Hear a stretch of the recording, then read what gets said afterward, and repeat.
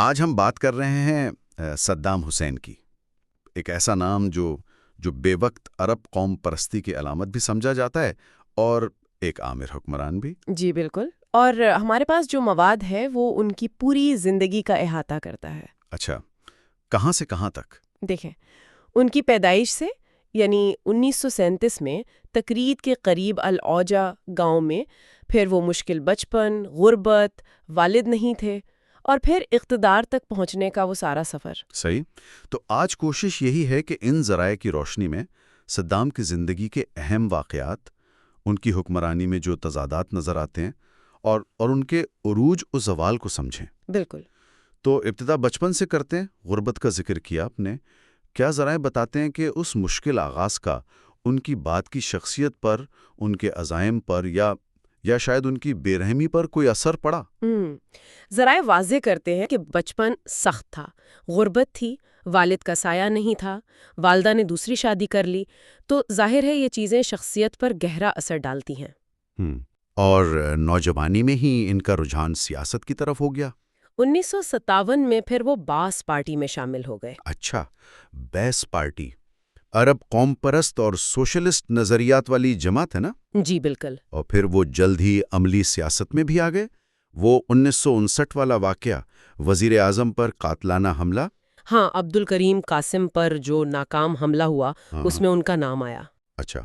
ناکامی کے بعد انہیں ملک چھوڑنا پڑا تھا، شام گئے، مصر میں پناہ لی، لیکن وہاں بھی وہ سیاسی طور پر متحرک رہے۔ اور پھر واپسی ہوئی؟ جی، اور پھر 1968 کی جو باسی بغاوت ہوئی، اس میں ان کا ایک اہم کردار تھا۔ تو اس بغاوت کے بعد پارٹی اقتدار میں آ گئی اور وہ نائب صدر بن گئے۔ نائب صدر، لیکن کہا تو یہی جاتا ہے کہ اصل طاقت وہ انہی کے پاس تھی۔ جی، یہ بات کافی حد تک درست ہے۔ اور پھر 1979 میں وہ باقاعدہ صدر بن گئے۔ اور اقتدار سنبھالتے ہی وہ پارٹی کے اندر جو صفائی کی گئی، جی، وہ ایک بہت اہم واقعہ تھا۔ صدارت سنبھالنے کے فوراً بعد ہی درجنوں اعلیٰ پارٹی عہدیداروں کو غداری کے الزام میں ہٹا دیا گیا، مطلب ختم کر دیا گیا۔ اچھا، تو شروع سے ہی یہ انداز تھا کہ مخالفت برداشت نہیں کرنی؟ بالکل، یہ واضح اشارہ تھا۔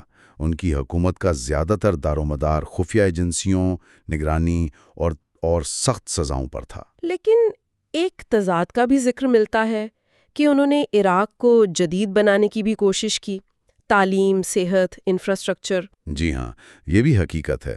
انہوں نے ان شعبوں میں کچھ کام کیا۔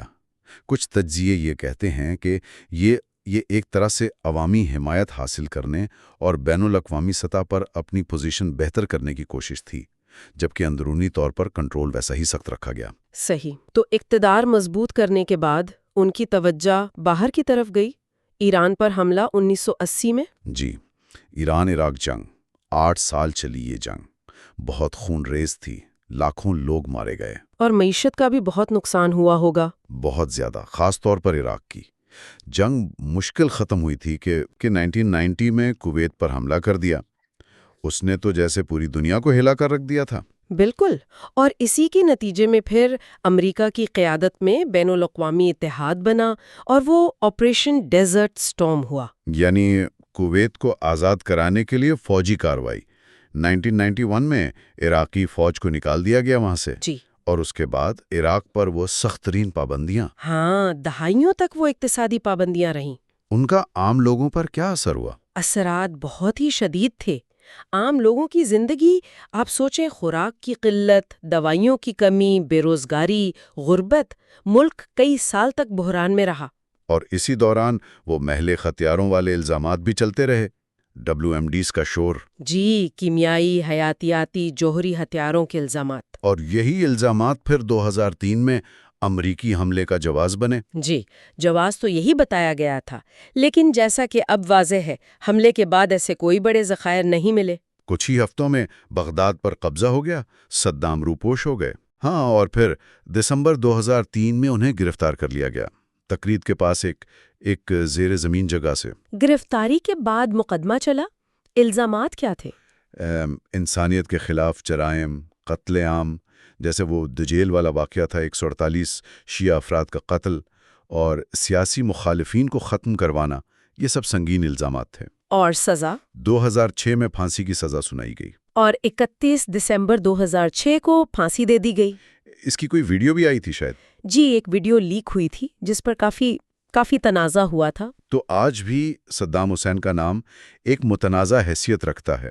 کچھ لوگ اب بھی انہیں ایک مضبوط عرب رہنما مانتے ہیں۔ جی، جو عراق کو متحد رکھے ہوئے تھا، مغربی اثر و رسوخ کے خلاف کھڑا تھا۔ جبکہ دوسروں کے لیے وہ ایک ظالم آمر تھے جس نے اپنے ہی لوگوں پر ظلم کیا، جنگوں میں ملک کو دھکیلا۔ بالکل، ان کی حکومت، پھر جنگیں اور ان کے بعد جو عراق میں عدم استحکام آیا، اس کے اثرات تو آج تک محسوس کیے جاتے ہیں پورے خطے میں۔ یقیناً طاقت، ظلم، قوم پرستی، عالمی سیاست، سب کچھ ہے ان کی کہانی میں۔